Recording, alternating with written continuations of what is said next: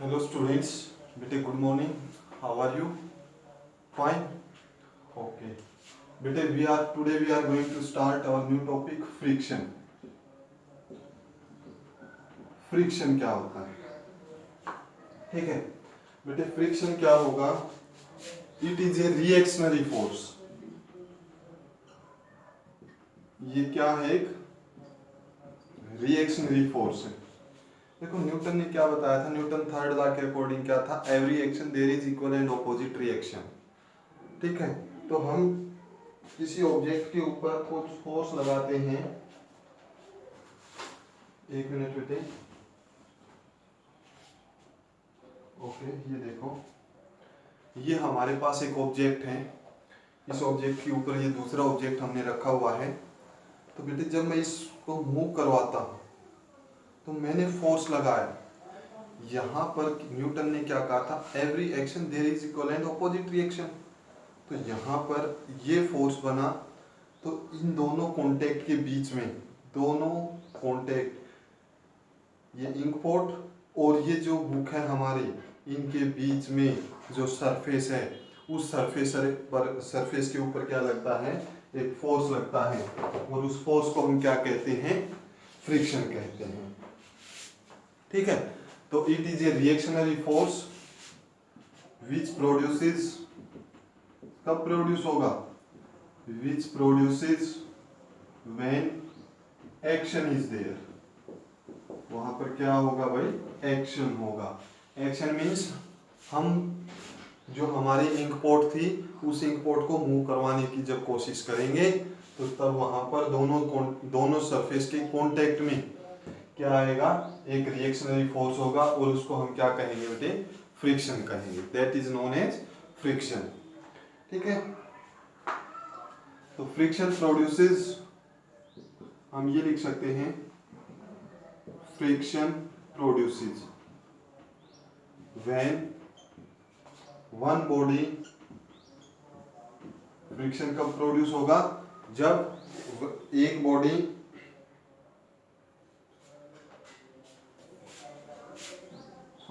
When two bodies are in contact with each other. दोनों body एक दूसरे के साथ क्या रहेंगी? कॉन्टेक्ट में रहेंगी. फ्रिक्शन कब प्रोड्यूस होगा बेटे? जब दो बॉडीज अब एक दूसरे के साथ कांटेक्ट में रहेंगी. ठीक है, ओके. एक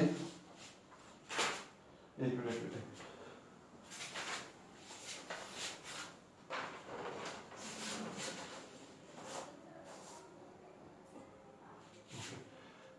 फ्रिक्शन क्या होगा? जब दो बॉडीज एक दूसरे के साथ क्या होंगी? कांटेक्ट में होंगी.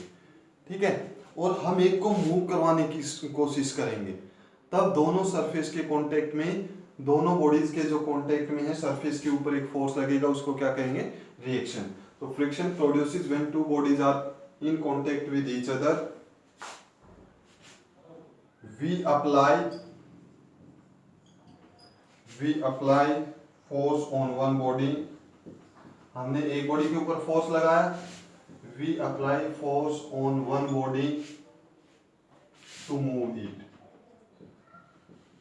एक बॉडी के ऊपर हमने एक फोर्स लगाया, और वो फोर्स लगाया किसके लिए? इसको चलाने के लिए. तो we applied force on one body to move it over the other. हम इसके ऊपर फोर्स लगाते हैं. फोर्स लगाएंगे तब एक बॉडी दूसरी बॉडी के सरफेस के ऊपर, जरूरी नहीं है कि मूव करेगी.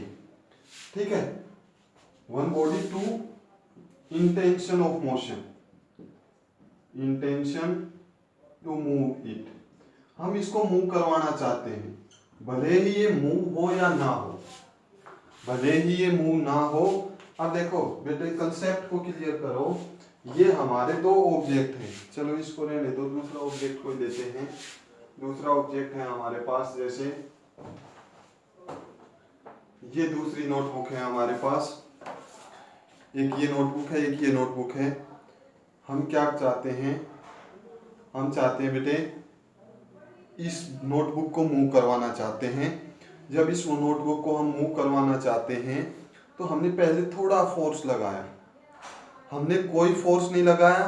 बेटे ये चीज ध्यान रखना, जब कोई भी फोर्स नहीं लगाया, हमने इसको मूव नहीं करवाया, फ्रिक्शन कितना होगा? 0 होगा। फ्रिक्शन कितना रहेगा? 0। बट जब हमने इसको मूव करवाने की कोशिश की, जरूरी नहीं कि ये मूव करे, मूव करवाने की कोशिश की, थोड़ा फोर्स लगाया, ये मूव नहीं हुई। जैसे ही हम इस नोटबुक के ऊपर फोर्स लगाएंगे, there will be some friction. यहां पर क्या बनेगा? फ्रिक्शन बनेगा। तो यही है डेफिनेशन। फ्रिक्शन कब प्रोड्यूस होगा? जब दो बॉडीज कांटेक्ट में होंगी एक दूसरे के, और हम फोर्स लगाएंगे एक बॉडी को मूव करने के लिए दूसरी बॉडी के ऊपर, तब जो रिएक्शनरी फोर्स बनेगा that is known as friction. उसको क्या कहेंगे? फ्रिक्शन कहेंगे। ठीक है। तो a force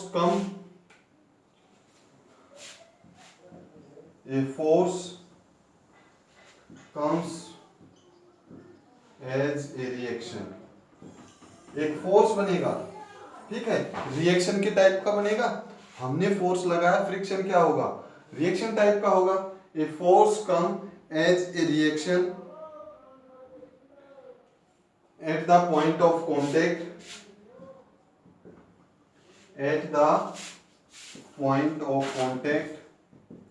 point of contact के ऊपर ये रहेगा, ठीक है। And opposite to in directed, opposite to, और इसकी डायरेक्शन कैसी होगी? Directed opposite to intention of motion. और इसकी डायरेक्शन कौन सी होगी? Opposite to intention of motion, opposite to intention of motion. Reaction friction की हमेशा जो डायरेक्शन होगी वो किधर होगी? Opposite to intention of motion. ये इंटेंशन ऑफ मोशन क्या होता है, इसको समझना बेटे एक बार।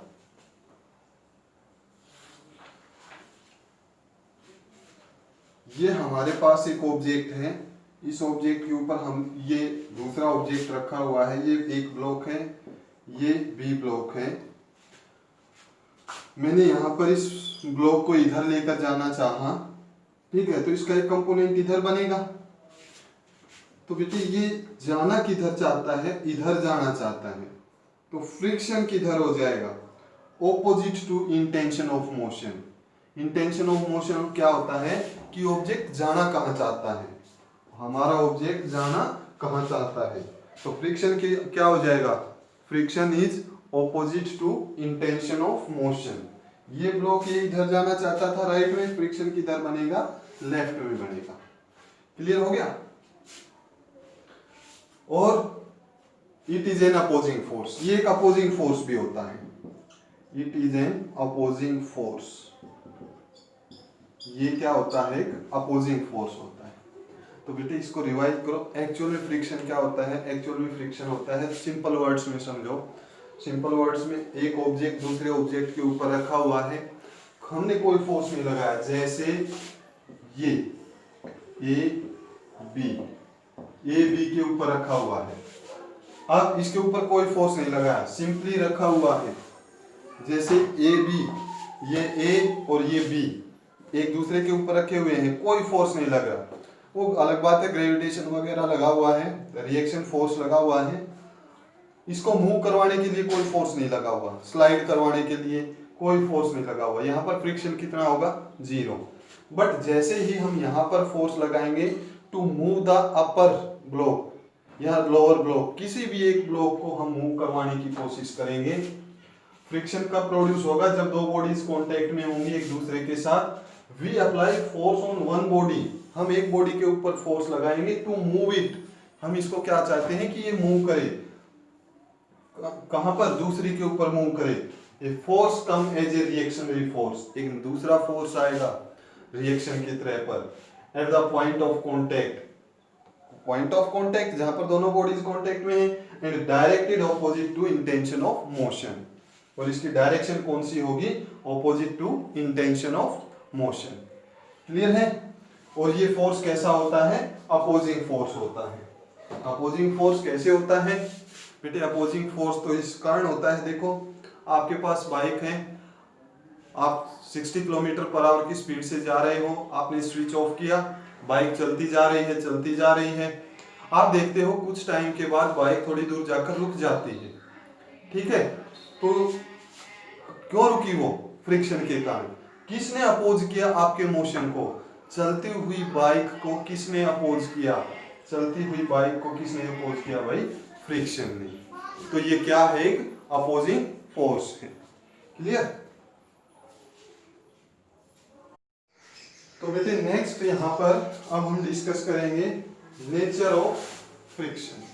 अच्छा, फ्रिक्शन क्या बताया, फ्रिक्शन फोर्स बताया ना बेटे। फर्स्ट चैप्टर में हमने पढ़ा था कि जो फ्रिक्शन होता है वो फ्रिक्शन 4 टाइप्स का होता है। सॉरी, जो फोर्स होते हैं, जो फोर्स वो 4 टाइप्स के होते हैं। फर्स्ट फोर्स कौन सा, gravitational force. Second electromagnetic. Third कौन सा, स्ट्रॉन्ग न्यूक्लियर फोर्स। और फोर्थ कौन सा, वीक न्यूक्लियर फोर्स। 4 टाइप के फोर्स हमने बताए। फर्स्ट इज ग्रेविटेशन,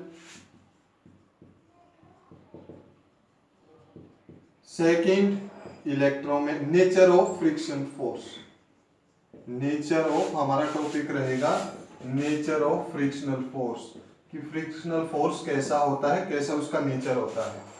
तो बेटे फर्स्ट चैप्टर में हमने, या पूरी फिजिक्स को हम 4 तरह के फोर्स में डिवाइड करते हैं, gravitation, electromagnetic, third weak nuclear, और फोर्थ स्ट्रॉन्ग न्यूक्लियर। तो बेटे ये दोनों तो फोर्सेस जो है वो न्यूक्लियस के अंदर होंगे, ये दोनों तो न्यूक्लियस के अंदर होंगे। ग्रेविटेशन, जब अर्थ किसी ऑब्जेक्ट को अपनी ओर अट्रैक्ट करती है तो वो ग्रेविटेशनल फोर्स हो जाएगा। तो हमारा जो फ्रिक्शन है, जो टेंशन है, ये सब किस में आते हैं, फ्रिक्शन, टेंशन, ये फोर्सेस किस में आते हैं, इलेक्ट्रोमैग्नेट के अंदर आते हैं। किस में आते हैं, ये इलेक्ट्रोमैग्नेट के अंदर आते हैं। देखो इलेक्ट्रोमैग्नेट के अंदर कैसे आते हैं, थोड़ी ही इसको हम स्टडी करेंगे, वैसे इंपॉर्टेंट नहीं है, थोड़ा डिटेल स्टडी करते हैं इसको। आपने पढ़ा है न्यूक्लियस, न्यूक्लियस के अंदर पॉजिटिव चार्जेस होते हैं, केमिस्ट्री में पढ़ा होगा, और इसके चारों तरफ इलेक्ट्रॉन जो है वो रिवॉल्व करते हैं, इलेक्ट्रॉन रिवॉल्व करते हैं। तो बेटे हमारा ये कोई सरफेस है, ये सरफेस है इस तरह से, इस सरफेस के ऊपर आउटर में क्या मिलेंगे हमें, इलेक्ट्रॉन्स मिलेंगे। क्या मिलेंगे, इलेक्ट्रॉन्स मिलेंगे। ये हमने कोई दूसरा ऑब्जेक्ट रखा, ये ऑब्जेक्ट रखा, ये फर्स्ट, ये सेकंड ऑब्जेक्ट, दोनों ऊपर रखे, तो क्या होता है बेटे, यहां पर देखो दोनों के जो इलेक्ट्रॉन्स हैं वो एक दूसरे के अंदर इस तरह से एडजस्ट हो जाते हैं, जैसे ये हो गए। ठीक है, मैं इसका एक क्लियर व्यू बनाता हूं।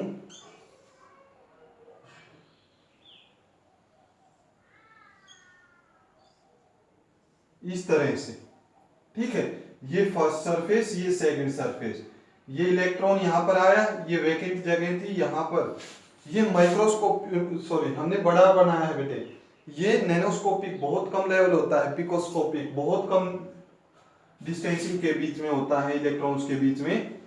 तो इस तरह से ये जो वैकेंट जगह बची यहां पर इसका इलेक्ट्रॉन आ जाएगा, इस तरह से, ये इस तरह से। और ये जब एक ऑब्जेक्ट, ये दूसरा ऑब्जेक्ट, इलेक्ट्रॉन्स क्या हो गए आपस में एक दूसरे के अंदर धस गए। जब बेटे मैं इसको चलाऊंगा तो मुझे फोर्स लगाना पड़ेगा, फोर्स लगाना पड़ेगा, ये फोर्स लगा, और बेटे इसमें किसी एक में से इलेक्ट्रॉन टूटकर दूसरे में चले जाएंगे। जब ऑब्जेक्ट एक्चुअल में मोशन शुरू कर देगा, मोशन होना स्टार्ट हो जाएगा, तो उस टाइम पर उस टाइम पर एक बॉडी जो है जिसमें से इलेक्ट्रॉन टूटेंगे, जिसमें से इलेक्ट्रॉन टूटने का मतलब जो इलेक्ट्रॉन को देगी वो पॉजिटिव चार्ज हो जाएगी, और जिसको इलेक्ट्रॉन मिलेंगे वो कैसी चार्ज हो जाएगी, नेगेटिव चार्ज हो जाएगी, क्योंकि उसमें इलेक्ट्रॉन ज्यादा हो जाएंगे, एक में प्रोटॉन ज्यादा हो जाएंगे। तो ये किस कैटेगरी में आता है, इलेक्ट्रोमैग्नेटिक। ये फिर से ये फर्स्ट का सरफेस, ये बीच में एटम्स के बीच में जगह वेकेंट है इलेक्ट्रॉन के बीच में, ये दूसरे के इलेक्ट्रॉन्स इसके अंदर आएंगे, ऐसे रखेंगे तो इलेक्ट्रॉन एडजस्ट हो गए। अब इनको मूव करवाएंगे तो ये इस तरह से इलेक्ट्रॉन्स तोड़ते हुए चलेंगे, और वही जो इलेक्ट्रॉन्स आपस में एक दूसरे से टूटते हैं उसको क्या कहते हैं, फ्रिक्शन फोर्स कहते हैं।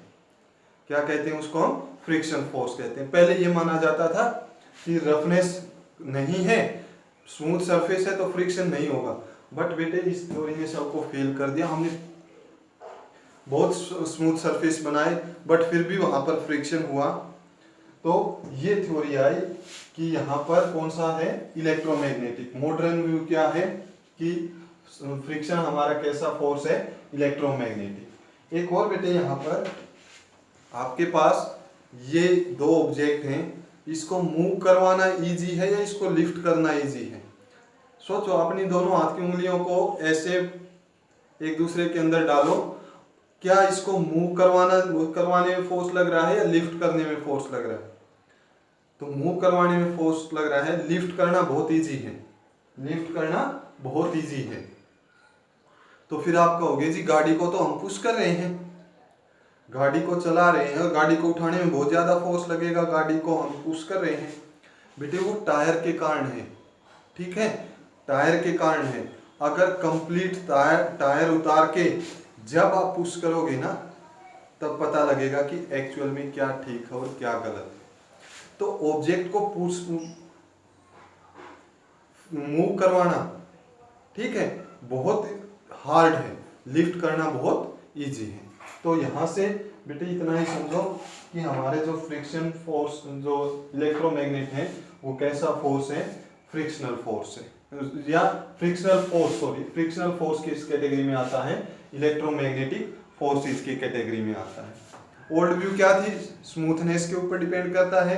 मॉडर्न व्यू क्या है, मॉडर्न व्यू ये है कि ये इलेक्ट्रोमैग्नेटिक इलेक्ट्रॉन्स के कॉम्बिनेशन के ऊपर डिपेंड करता है। क्लियर है भाई? ओके, नेक्स्ट इसके अंदर फ्रिक्शन। अब हमारा जो एक्चुअल में क्लास 11th का सिलेबस है, जहाँ से आपके बोर्ड एग्जाम या क्लास एग्जाम या कंपटीशन एग्जाम, वहाँ पर जो टॉपिक आते हैं वो हम यहाँ से स्टार्ट कर रहे हैं।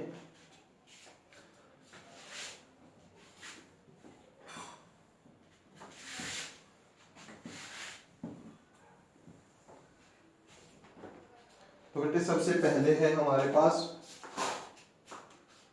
फ्रिक्शन। फ्रिक्शन टू टाइप्स का होता है बेटे। फर्स्ट इज स्टैटिक और दूसरा है काइनेटिक। काइनेटिक फ्रिक्शन फिर से दो टाइप का होता है, रोलिंग और स्लाइडिंग। स्टैटिक फ्रिक्शन भी बेटे दो टाइप का होगा। फर्स्ट इज लिमिटिंग और एक है सेल्फ एडजस्टिंग। तो फ्रिक्शन हमारे पास दो टाइप में डिवाइड किए, स्टैटिक और काइनेटिक। स्टैटिक फ्रिक्शन को फिर दो टाइप में डिवाइड किया, सेल्फ एडजस्टिंग और लिमिटिंग। तो today we will study about static friction. आज हमारा टॉपिक रहेगा स्टैटिक फ्रिक्शन का, ठीक है। स्टैटिक फ्रिक्शन क्या होता है बेटे? स्टैटिक फ्रिक्शन को ध्यान से बिल्कुल सिंपल लैंग्वेज में समझो। स्टैटिक फ्रिक्शन, देखो अभी थोड़ी देर पहले हमने क्या डिस्कस किया था, एक मिनट।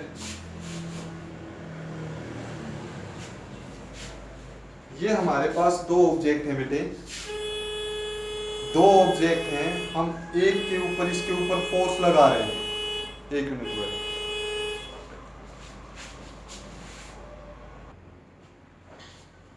तो ये देखो बेटे, ये फर्स्ट ऑब्जेक्ट, ये हमारा सेकंड ऑब्जेक्ट। जब हम इस ऑब्जेक्ट को मूव करवाने की कोशिश कर रहे हैं, मैंने यहाँ पर फोर्स लगाया हुआ है और ये आगे नहीं बढ़ रही, फोर्स लगा रखा है और आगे नहीं बढ़ रही, तो यहाँ पर कुछ फ्रिक्शन है। यहाँ पर क्या है? फ्रिक्शन है। वो फ्रिक्शन कौन सा होता है? Static friction. ये फ्रिक्शन कौन सा हो जाएगा? Static friction. अब ये ऑब्जेक्ट, अभी थोड़ी देर पहले हमने डिस्कस किया था, अगर ये ऑब्जेक्ट यहाँ इसके ऊपर रखा हुआ है और कोई फोर्स हमने इसको मूव करवाने के लिए नहीं लगा रखा, तो ये कौन सा फोर्स है? यहाँ पर फ्रिक्शनल फोर्स होगा या नहीं होगा? यहाँ पर फ्रिक्शनल फोर्स नहीं होगा। फ्रिक्शनल फोर्स कब होगा? जब हम एक ऑब्जेक्ट को दूसरे ऑब्जेक्ट के ऊपर मूव करवाते हैं या मूव करवाने की कोशिश करते हैं, या तो वो एक्चुअल में मूव हो जाए या हम उसको मूव करवाने की कोशिश करें, तब फ्रिक्शन बढ़ेगा। तो स्टैटिक फ्रिक्शन क्या हो जाएगा? Static friction is this friction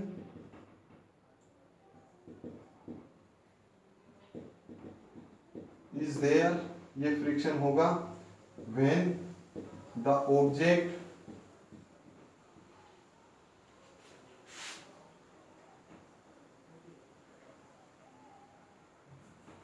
when some force is applied on the object to move it, इसको मूव करवाना है, but object didn't start, और ऑब्जेक्ट स्टार्ट नहीं हुआ। ये वो फ्रिक्शन है that comes into play, this friction comes into play, this friction comes into play। ये कब बनेगा?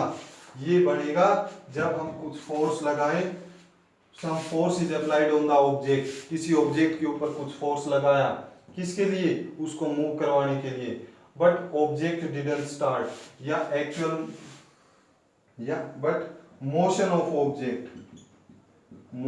Object did not start, object का मोशन स्टार्ट ही नहीं हुआ है। ठीक है, लिखो बेटे इसको डेफिनेशन।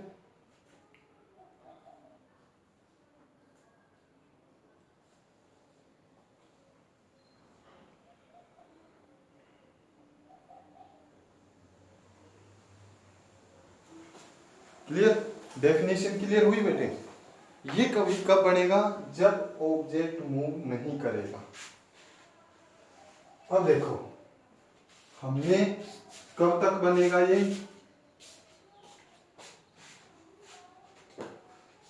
ये हमारे पास ऑब्जेक्ट था, इस ऑब्जेक्ट के ऊपर हमने ये फोर्स लगाया और ये मूव करने ही वाली है। जब तक ये मूव नहीं करेगी तब तक इसके ऊपर कौन सा फोर्स रहेगा? स्टैटिक फ्रिक्शन का फोर्स रहेगा। कौन सा फोर्स रहेगा? स्टैटिक फ्रिक्शन का फोर्स रहेगा। बेटे यहाँ पर बड़ी इंपॉर्टेंट नॉलेज है, ना कंपटीशन में आती है ना कहीं और, आपके लिए नॉलेज है। Static friction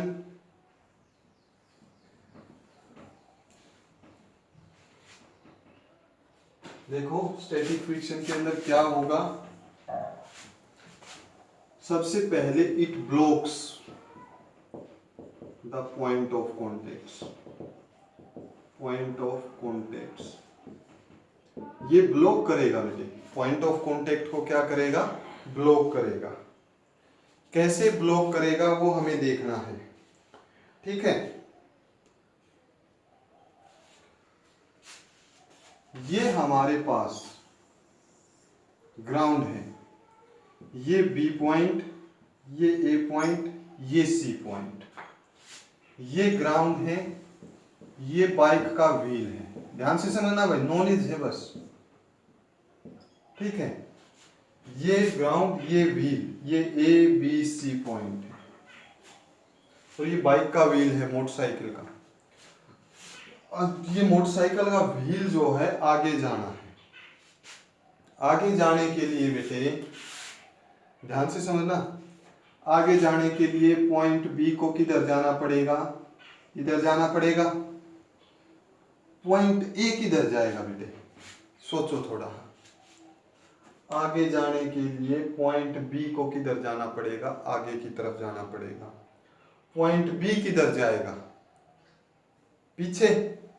okay, point B जाएगा पीछे। भाई 1 मिनट में इसका एग्जांपल लेके आता हूं।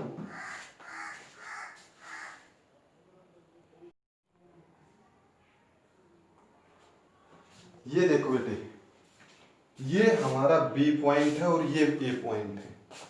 अब इसको आगे बढ़ना है, और आगे बढ़ने के लिए आप ये कह रहे हो, आगे बढ़ने के लिए तो ठीक है, बी पॉइंट आगे जाएगा। ए पॉइंट किधर जाएगा बेटे, ए पॉइंट आप कह रहे हो पीछे जाएगा।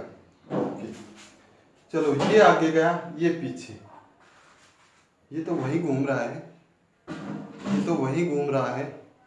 तो बेटे ए पीछे नहीं जाएगा, ए पीछे नहीं जाएगा। हाँ, ए पीछे जाना चाहता है, बट स्टैटिक फ्रिक्शन क्या करता है, इनको लॉक कर दिया। इसने इस बी पॉइंट को पकड़ लिया यहाँ पर। अब ए आगे गया, ए वही है देखो, बी आगे गया, तो केवल पॉइंट ऑफ कांटेक्ट पर स्टैटिक फ्रिक्शन क्या करता है, पकड़ कर रखता है, होल्ड करता है, ब्लॉक करता है दो पॉइंट्स को। ये पीछे जाना चाहता है, तो यहां पर फ्रिक्शन किधर होगा, आगे की तरफ होगा। फ्रिक्शन किधर होगा, आगे की तरफ होगा। इसी का एग्जाम्पल है। तो पहली चीज तो ये क्लियर हुई कि अगर ए पीछे जाएगा तो ये क्या हो जाएगा, स्लिप हो जाएगा। और ऐसा रेनी सीजन में होता है। पहले स्लीपिंग को और समझो, क्या होता है बेटे, आपका पांव है, ये अर्थ है, ठीक है, यहां पर आपका फुट है। ये फुट अगर लॉक नहीं होगा तो ये पीछे जाएगा या नहीं जाएगा, और ये पीछे जाएगा तो आप आगे की तरफ गिर जाओगे। ऐसा कहां पर होता है, स्लीपिंग के अंदर होता है। तो ये पॉइंट जो है, अर्थ इसको ब्लॉक करती है। अगर अर्थ इसको ब्लॉक नहीं कर सकती, हमारे पांव को नहीं ब्लॉक कर सकती, तो हम फिसल जाते हैं, ठीक है। उसको स्लीपिंग कहते हैं, रिप्टन जिसको बोलते हैं, फिसलन जिसको आप बोलते हो। तो ये आगे की तरफ गिर जाएगा। तो ब्लॉक करता है, कौन ब्लॉक करता है, स्टैटिक फ्रिक्शन। दूसरी चीज भाई हमने ये पढ़ा था कि जो फ्रिक्शन है that is opposite to direction of intention of motion. Friction जो है वो इंटेंशन ऑफ मोशन के ऑपोजिट है। तो यहां पर आपके मन में कंफ्यूजन हुआ होगा कि यहां पर मैं बता रहा हूं फ्रिक्शन आगे की तरफ लगा हुआ है, और यहां भी फ्रिक्शन किधर है, आगे की तरफ। तो फ्रिक्शन किसके ऊपर डिपेंड करता है, पॉइंट ऑफ कांटेक्ट के ऊपर डिपेंड करता है। पॉइंट ऑफ कांटेक्ट किधर जाना चाहता है, पॉइंट ऑफ कांटेक्ट ये अगर ये ब्लॉक नहीं करेगा तो ये पीछे जाना चाहता है। Intention of A is backward, तो ये किधर जाएगा, फॉरवर्ड। तो फ्रिक्शन किधर होगा, फॉरवर्ड डायरेक्शन में। तो ये भी किस तरह से जाएगा, फॉरवर्ड डायरेक्शन में। क्लियर हो गया बेटे। तो ये एग्जाम के अंदर नहीं आता, तो यहां पर आप लिख सकते हो this friction helps us to move a body. अगर हमें एक बॉडी को मूव करना है तो हमें क्या चाहिए, स्टैटिक फ्रिक्शन चाहिए। क्या चाहिए भाई, स्टैटिक फ्रिक्शन चाहिए। क्लियर।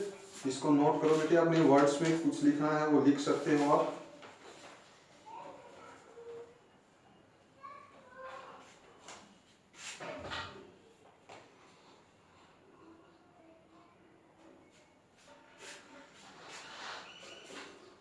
तो इसको और समझो बेटे। अब आगे बढ़ने के लिए ये बी पॉइंट कहाँ जाएगा, केवल बी पॉइंट आगे जाएगा। ए पॉइंट तो वही काम करेगा, ए पॉइंट तो ऊपर उठ जाएगा, और ऊपर उठाने में फोर्स कम लगेगा, ठीक है। तो ये पीछे नहीं जाएगा, ए क्या हो जाएगा, ऊपर उठ जाएगा। ए क्या हो जाएगा हमारे पास, हमारा पॉइंट जो ए था, ये ए पॉइंट ऊपर उठेगा, ये डी पॉइंट फिर ब्लॉक हो जाएगा, ये इस तरह से घूमती हुई जाएगी। क्लियर है? आगे समझ में? फिर इसके बाद नेक्स्ट बेटे हम यहाँ पर एक और चीज लिख सकते हैं, static friction is auto adjustable.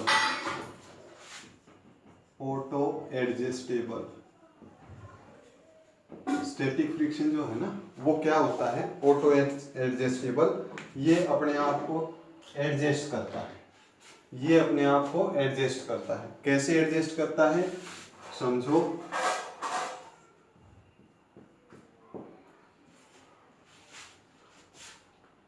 ये एम मास का ब्लॉक है, ठीक है। हमने यहाँ पर इसको मूव करवाने के लिए कोई फोर्स नहीं लगाया, तो फ्रिक्शन कितना अभी बताया था 0। अगर कोई फोर्स नहीं लगाएंगे तो फ्रिक्शन कितना 0। हमने इसको मूव करवाने के लिए 5 न्यूटन का फोर्स चाहिए, ध्यान से समझना। मूव करवाने के लिए कितना फोर्स चाहिए, 5 न्यूटन का फोर्स चाहिए। तो 5 न्यूटन का 1 न्यूटन का फोर्स लगाया, ये मूव नहीं हुआ। हमने इसको मूव करवाना चाहा, नहीं हुआ, तो ये 1 न्यूटन फोर्स कहाँ गया, ये 1 न्यूटन फोर्स इधर से कितना लगा, 1 न्यूटन का फोर्स लगा, इधर से कितना फोर्स लगा, 1 न्यूटन का फोर्स लगा, और इसने इसको क्या कर दिया, बैलेंस कर दिया। तो ये मूव नहीं हुआ, 1 न्यूटन फॉरवर्ड में 1 न्यूटन बैकवर्ड में, नहीं हुआ मूव। फिर हमने 2 किया, फिर 2 किया, 2 न्यूटन किया, 2 न्यूटन किया, चाहिए 5 न्यूटन, 2 न्यूटन लगा रहे हैं, मूव नहीं कर रहा, तो 2 न्यूटन कहाँ गया, फ्रिक्शन ने 2 न्यूटन पीछे लगा दिया। अब इस तरह से 4 न्यूटन किया, 3 न्यूटन, 3 न्यूटन किया, तो ये जब जितना हम फोर्स लगाएंगे तो ये कैसा होगा, स्टैटिक फ्रिक्शन कैसा होगा, ऑटो एडजस्टेबल। ये अपने आप को एडजस्ट करता रहेगा। कब तक करेगा, जब तक मोशन स्टार्ट नहीं हो जाता। जब तक मोशन स्टार्ट नहीं हो जाता तब तक स्टैटिक फ्रिक्शन ऑटो एडजस्टेबल होगा, ठीक है। ओके स्टूडेंट्स, इसके नोट्स वर्ड्स में जो आपको लिखना है वो लिखो। स्क्रीन पॉज करो बेटे। हाँ बेटे कर लिया नोट। अच्छा ये एक और देखो बेटे, ऑब्जेक्ट मूव कर रहा था, friction helps to move a body. कौन सा फ्रिक्शन, स्टैटिक फ्रिक्शन। तो रोकेगा कौन, काइनेटिक फ्रिक्शन। इसको हम कल पढ़ेंगे। Kinetic friction retard and stops a body, retard and stops a body.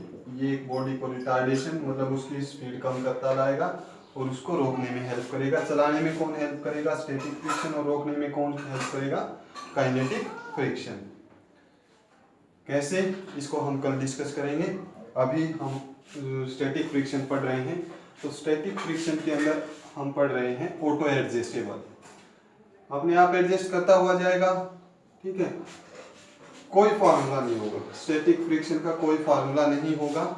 Static friction किस किस के बीच में होगा, 0 से लेकर, क्योंकि हमने फोर्स नहीं लगाया तो फ्रिक्शन कितना 0, स्टैटिक फ्रिक्शन 0 से लेकर, ठीक है बेटे।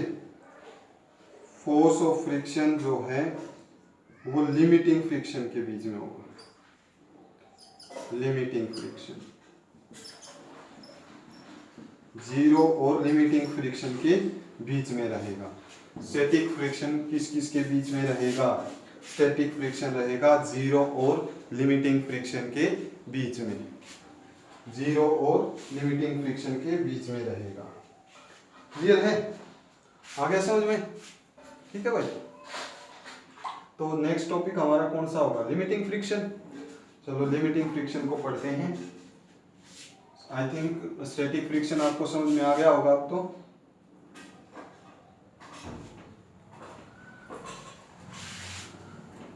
जब तक ऑब्जेक्ट के अंदर मोशन स्टार्ट नहीं हुआ है वो कौन सा रहेगा,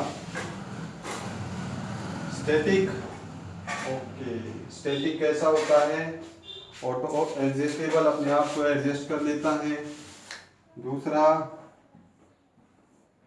लिमिटिंग फ्रिक्शन, लिमिटिंग फ्रिक्शन। बेटे इसको नॉर्मल लैंग्वेज में समझो, आप रट्टा मत मारो। लिमिटिंग फ्रिक्शन क्या होता है? लिमिटिंग फ्रिक्शन होता है, मैं फिर वो ब्लॉक सिस्टम से समझाता हूँ। इस ब्लॉक के ऊपर हम फोर्स लगा रहे हैं बेटे, ए के ऊपर, और इसको मूव करना है। ए को क्या करना है? मूव करना है। हम इसके ऊपर फोर्स लगा रहे हैं, फोर्स लगाते जा रहे हैं, फोर्स लगाते जा रहे हैं। सपोज ये 10 न्यूटन से मूव करेगा, ठीक है,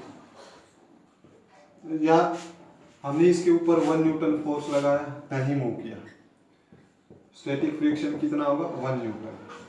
हमने 2 न्यूटन लगाया, मूव नहीं हुआ, तो स्टैटिक फ्रिक्शन कितना होगा? 2 न्यूटन।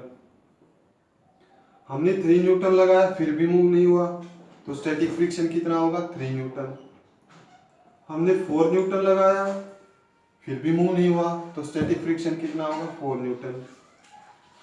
हमने 5 न्यूटन लगाया, फिर भी मूव नहीं हुआ, तो स्टैटिक फ्रिक्शन कितना हो गया? 5 न्यूटन। अब बेटे जैसे ही हमने इसको 5.1 स्टार्ट किया, 5.1 किया, ये मूव करना स्टार्ट हो गया। ध्यान से समझना, जैसे ही 5 पर मूव नहीं हुआ था, 5.1 करते ही मूव करना स्टार्ट हो गया। तो ये क्या है? ये जो 5 था, ये क्या था? लिमिटिंग फ्रिक्शन, लिमिटिंग फ्रिक्शन, ठीक है। तो इसको हम क्या लिखेंगे? Maximum value of static friction. Static friction की क्या है? ये मैक्सिमम वैल्यू है। Maximum value of static friction that can be developed between two surfaces, that can be developed between two surfaces, ये दो सरफेस के बीच में बनेगी। When object is at rest, when actual motion is not started, actual motion is not started, actual motion start नहीं किया गया है, actual motion जो है वो start नहीं किया गया है। इसकी डेफिनेशंस को नोट करो। और बेटे यहाँ पर क्या लिख सकते हैं? इफ अप्लाइड फोर्स जो हम लगा रहे हैं, if applied force is slightly beyond than this, slightly beyond than this, अगर अप्लाइड फोर्स से थोड़ा भी ज्यादा कर देंगे, मोशन ऑफ द ऑब्जेक्ट, या object starts moving, object starts moving, object क्या करने लगेगा? मूव करने लगेगा। इस फ्रिक्शन को हम क्या कहते हैं? Limiting friction. This friction is known as limiting friction, ठीक है। और लिमिटिंग फ्रिक्शन की जो वैल्यू रहेगी, जो मैथमेटिकल फार्मूला रहेगा, limiting friction static friction multiplied by normal reaction. इसको हम डिस्कस करेंगे, नॉर्मल रिएक्शन, स्टैटिक फ्रिक्शन। अभी हमने सिर्फ फार्मूला बनाया है। लिमिटिंग फ्रिक्शन का क्या फार्मूला रहेगा? Coefficient of static friction multiplied by normal reaction. This is coefficient of normal friction, sorry, coefficient of static friction, this is normal reaction. Clear है भाई? आगे समझ में? तो इसको नोट करो बेटे, स्टैटिक फ्रिक्शन को। अब हम स्टैटिक फ्रिक्शन के लॉ पढ़ेंगे।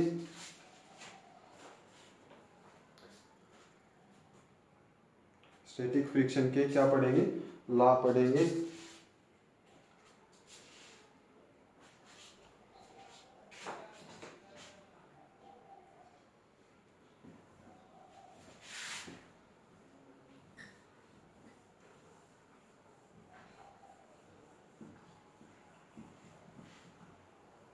फर्स्ट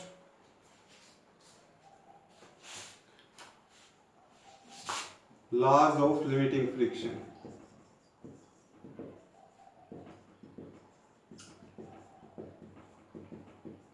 फर्स्ट जो हमारा फर्स्ट लॉ है भाई वो क्या है, limiting friction is directly proportional to normal reaction.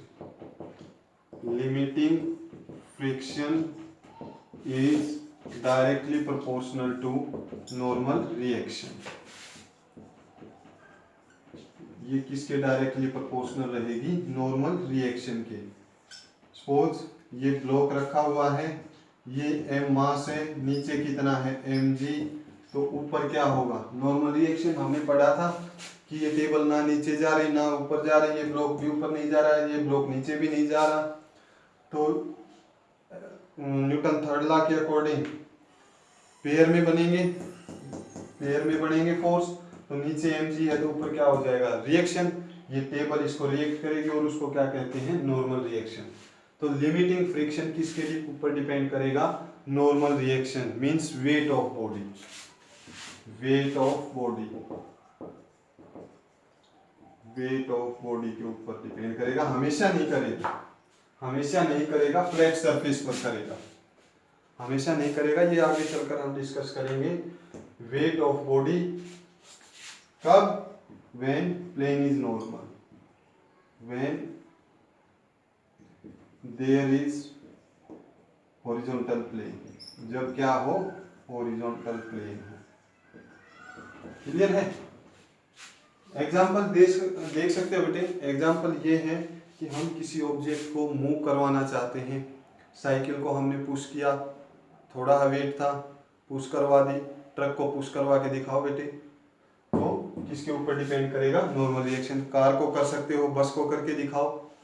Second, first किसके ऊपर डिपेंड करता है, ये नॉर्मल रिएक्शन के।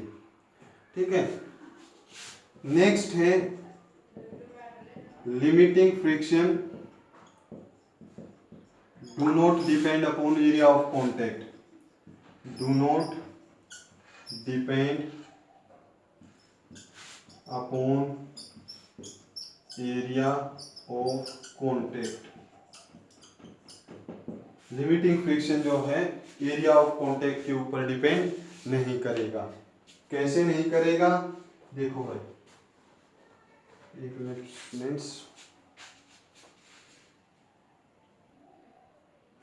देखो बेटे, हमारे पास ये एक ब्लॉक है। इस ब्लॉक को चाहे मैं ऐसे पुट करूं, चाहे ऐसे पुट करूं, चाहे ऐसे पुट करूं, इसको मूव करवाने के लिए चाहे ऐसे पुट करूं, इसका mg तो एक ही होगा, मास तो एक ही होगा, ग्रेविटी सेम रहेगी, तो नॉर्मल रिएक्शन सेम रहेगा, तो एरिया ऑफ कॉन्टैक्ट के ऊपर ये डिपेंड नहीं करेगा। आपको एक 10 kg का बॉक्स जिसमें लेंथ ब्रेथ हाइट दे रखी है, चाहे आप उसको लेंथ की साइड से पुट करो, चाहे ब्रेथ को चाहे हाइट को किसी भी साइड से पुट करो सरफेस के ऊपर, और उसको पुश करोगे, आपको फोर्स कैसा लगाना पड़ेगा, तीनों केसेस में इक्वल, चाहे साइड बेशक से अलग अलग हो। तो लिमिटिंग फ्रिक्शन जो है वो एरिया ऑफ कॉन्टैक्ट के ऊपर डिपेंड नहीं करेगी। Third, direction of limiting friction, direction of limiting friction is opposite to intention of motion। Limiting friction की डायरेक्शन कौन सी होगी, opposite to intention of motion. Means जो पॉइंट ऑफ कांटेक्ट है वो किधर जाना चाहता है। ठीक है। तो direction of limiting friction is opposite to intention of motion. Intention of motion से कैसी रहेगी, ऑपोजिट रहेगी। नेक्स्ट है बेटे, डिपेंड्स अपॉन नेचर ऑफ, और किसके ऊपर डिपेंड करेगी, depends, limiting friction depends upon nature of surface area contacted, surface area contacted. जो दो ऑब्जेक्ट का सरफेस एरिया आपस में कॉन्टैक्ट में है, ठीक है, वो स्मूथ है, रफ है, प्लेन है, कैसा है उसके ऊपर डिपेंड करेगा। क्लियर हुआ भाई? समझ में आया? तो बेटे इसको रिवाइज करो। That's all for the day. कल हम रोलिंग फ्रिक्शन पढ़ेंगे, स्टैटिक फ्रिक्शन हमने पढ़ दिया, ऑटो एडजस्टेबल समझ में आया। फिर उसके बाद हमने लिमिटिंग फ्रिक्शन किया। लिमिटिंग फ्रिक्शन, स्टैटिक की मैक्सिमम वैल्यू को क्या कहते हैं? Limiting friction. अगर उससे थोड़ा भी ज़्यादा लगाएंगे फोर्स तो ऑब्जेक्ट क्या करना, मूव करना स्टार्ट कर देगा। These are the laws of static friction. Clear है बेटे? रिवाइज करो। Thank you students, have a nice day.